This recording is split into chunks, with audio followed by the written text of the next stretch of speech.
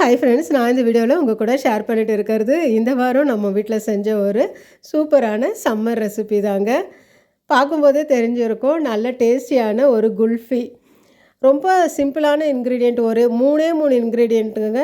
இதை வச்சு நம்ம வந்து ரொம்ப காஸ்ட் எஃபெக்டிவாக இந்த குல்ஃபி ஐஸ்கிரீமை கடையில் கிடைக்கிறத விட நல்ல டேஸ்டியாக நம்ம வீட்டிலையே செஞ்சு சாப்பிட்லாங்க. இந்த டேஸ்டியான குல்ஃபி நான் எப்படி செஞ்சேங்கிறது தாங்க இந்த வீடியோவில் உங்கள் கூட ஷேர் பண்ண போகிறேன். இதுக்காக பார்த்திங்கன்னா, நான் ஸ்டவ்வில் ஒரு பாத்திரம் வச்சுருக்கேங்க. இதில் வந்து நம்ம ஃபுல் க்ரீம் மில்க்கு வாங்கிக்கலாம். நார்மல் பாலில் செய்கிறத விட இந்த மாதிரி ஃபுல் க்ரீம் மில்கில் செய்யும்போது குல்ஃபியோட டேஸ்ட் பார்த்திங்கன்னா ரொம்ப சூப்பராக இருக்கும். தண்ணி எதுவும் நம்ம சேர்க்க தேவையில்ல. இது நல்லா பொங்கி கொதித்து வரட்டும். பால் பார்த்திங்கன்னா நல்லா திக்காக இருக்குங்க.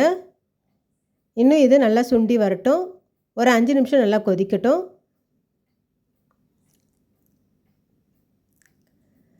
அடுத்து இதுக்காக பார்த்திங்கன்னா, ரொம்ப சிம்பிளான ஒரு 2 பொருள் தாங்க இதில் சேர்க்க போகிறோம். ₹5 பாதாம் மிக்ஸ் பேக்கெட் 2 எடுத்துருக்கிறேன். அடுத்து பார்த்திங்கன்னா, ரஸ்க் பேக்கெட் எடுத்துருக்குறேங்க. இந்த ரஸ்க் பேக்கெட்லேருந்து நம்ம ஃபுல் பேக்கெட் கூட போட போகிறதில்ல. ஒரு 5 பீஸ் ரஸ்க் ஆட் பண்ணால் போதும், ஒரு 1/2 லிட்டர் பாலுக்கு. அடுத்து பவுடர் சுகர் ஒரு 1/2 கப் எடுத்துருக்கிறேன். நட்ஸு நம்ம வீட்டில் இருக்கிறத போட்டுக்கலாம். அப்படி இல்லைன்னா அது ஸ்கிப் பண்ணுறதாலும் ஸ்கிப் பண்ணிக்கலாம். இப்போ பால் பார்த்திங்கன்னா நல்லா சுண்டி வந்துடுச்சிங்க. நாம் எடுத்து வச்சுருக்கிற இந்த ₹5 பாதாம் மிக்ஸ் பவுடரை ஒரு பிரித்து கொட்டி வச்சுக்கலாம். அடுத்து இந்த ரஸ்க் பேக்கெட்லேருந்து ஒரு 5 ஸ்லைஸ் மட்டும் நான் வந்து ரஸ்க் எடுத்துருக்கிறேன். பவுடர் சுகர் எடுத்துருக்கிறேன். அடுத்து பார்த்திங்கன்னா கொஞ்சமாக நான் வந்து நட்ஸ் எடுத்து வச்சுருக்கிறேன். பால் நல்லா சுண்டி வந்துடுச்சு. நம்ம எடுத்து வச்சுருக்கிற இந்த பாதாம் மிக்ஸ் பவுடரை இதில் ஆட் பண்ணிக்கலாம். இதுவே பார்த்திங்கன்னா ஒரு நல்ல க்ரீமி கலர் கொடுக்கும். ஸோ நம்ம வந்து கலர் எதுவும் ஆட் பண்ண தேவையில்லை. அடுத்து நம்ம எடுத்து வச்சுருக்கிற அந்த 5 பீஸ் ரஸ்க்கு சேர்க்குறேன்.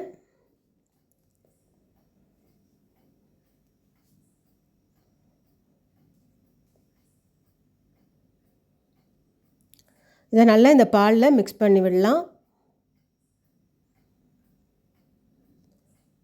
அடுத்து நம்ம எடுத்து வச்சுருக்கிற இந்த பவுடர் சுகர், சர்க்கரையை நல்லா பவுட்ரு பண்ணி வச்சுருக்கிறேன்.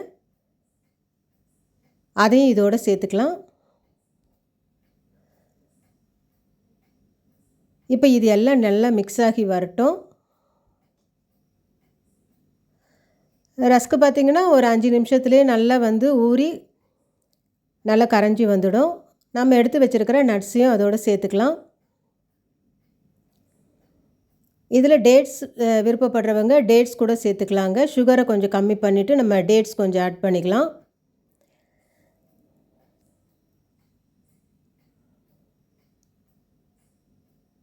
இப்போ இந்த ரஸ்க்கு நல்லா ஊறிடுச்சு. நல்லா சாஃப்டாக வந்து கரைஞ்சி வருதுங்க. இப்போ இதில் நம்ம ஏலக்காய் பொடி, நான் சர்க்கரையோடு சேர்த்து ஏலக்காய் பொடி நுணுக்கி வச்சுருக்கிறேன். அதை ஒரு 1/4 ஸ்பூன் அளவுக்கு சேர்க்குறேன்.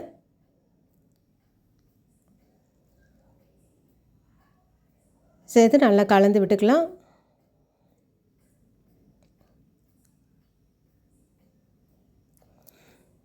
இப்போ நம்மளுடைய அந்த ரஸ்க்கு பார்த்திங்கன்னா நல்லா குழைவாக இதில் கரைஞ்சி வந்துடுச்சுங்க. இப்போ இதை நல்லா ஆற விட்டுடலாம்.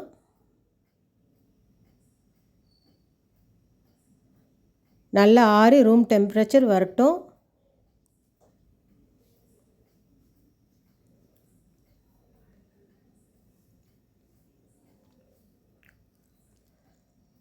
இப்போ இது நல்லா ஆறிடுச்சுங்க. இதை ஒரு நம்ம மிக்ஸி ஜாரில் போட்டுக்கலாம்.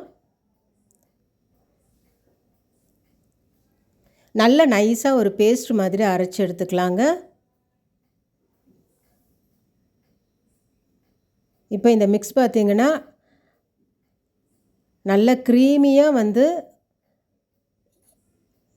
இந்த திக்னஸில் இதை நம்ம வந்து அரைச்சி எடுத்துக்கலாம். இதை வந்து நம்ம குல்ஃபி மோல்டு இருந்துச்சுன்னா நம்ம அதில் சேர்த்து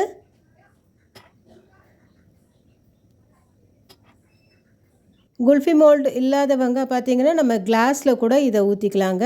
வீட்டில் இருக்கிற டம்ளரில், குட்டி குட்டி டம்ளரில் இதை சேர்த்து நம்ம ஃப்ரிட்ஜில் வந்து ஒரு 8 மணி நேரம் ஃப்ரீசரில் வச்சு எடுத்தோம்னா நல்ல டேஸ்டியான குல்ஃபி ரெடி ஆகிடும்.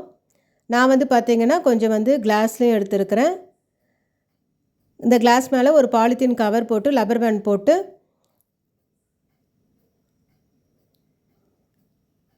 இதை வந்து நல்லா ஃப்ரீசரில் ஒரு 8 மணி நேரம் வைக்கலாங்க.